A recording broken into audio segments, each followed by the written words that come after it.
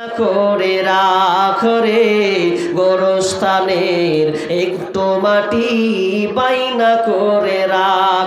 যেই মাটিতে থাকতে হবে, যেই মাটিতে শুইতে হবে সারা নিশিরাত, গোরস্থানের একটু মাটি বাইনা করে রাখ রে গোরস্থানের একটু মাটি বাইনা করে রাখ।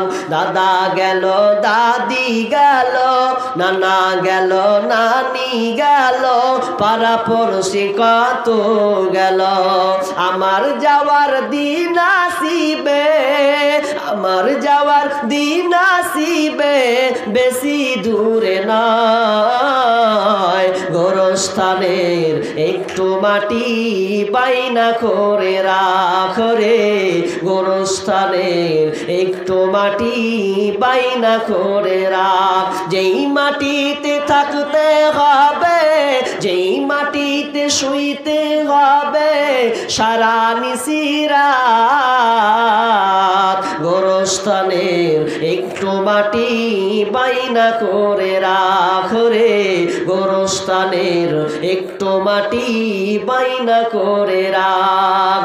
দিনে রাতে 5 ওয়াক্ত সালাত কাজা করো না, দিনে রাতে 5 ওয়াক্ত সালাত কাজা করো না, সালাত কাজা করলে পরে, সালাত কাজা করলে পরে মুক্তি পাবে না, গোরস্থানের একটু মাটি বাইনা করে রাখ রে গোরস্থানের একটু মাটি বাইনা করে রাখ। ভাই আর নেই, সব শেষ নাকি? এখন তো দানের পিঠা কমে গেল, তো বক্তা আপনারা ডাকেন জি না, আমি আলোচনা করতে শুরু করবো, না হলে অন্যদিকে চলে যাই, বিষয় তো আমি বলতে সুযোগ পাইনি।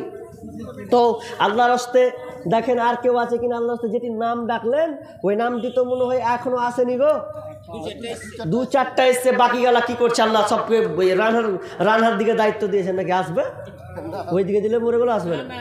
হ্যাঁ কোন দিকে আছেন ভাই আপনার আল্লাহর হস্তে আছেন গো? আপনারা এত সুনাম আপনাদের, নাম মসজিদে এলাল কুচি আর আসবেন না? হ্যাঁ গো আল্লাহর হস্তে ভাই আছেন, কোন দিকে আছেন? বলেন যে হাজির আছি, বলো না দিয়ে দেছি, তাও তো হয়। বারবার একটা নাম দুবার করে ডাকা মানে বুঝতে পারছেন কতটি নাম ডাকতে পারবো? একবার তো ডেকেছি ভাই, আল্লাহর হস্তে আছেন। আচ্ছা যাদের বাড়িতে মেয়ে কন্যা সন্তান আছে এতে আফসোস করার কিছু নাই, আমি বলবো আপনারা মেয়েদেরকে মাহরুম করবেন না, ভালো শিক্ষা শিষ্টাচার শিক্ষা দেন। আজকালকার মেয়েদের যে আপনি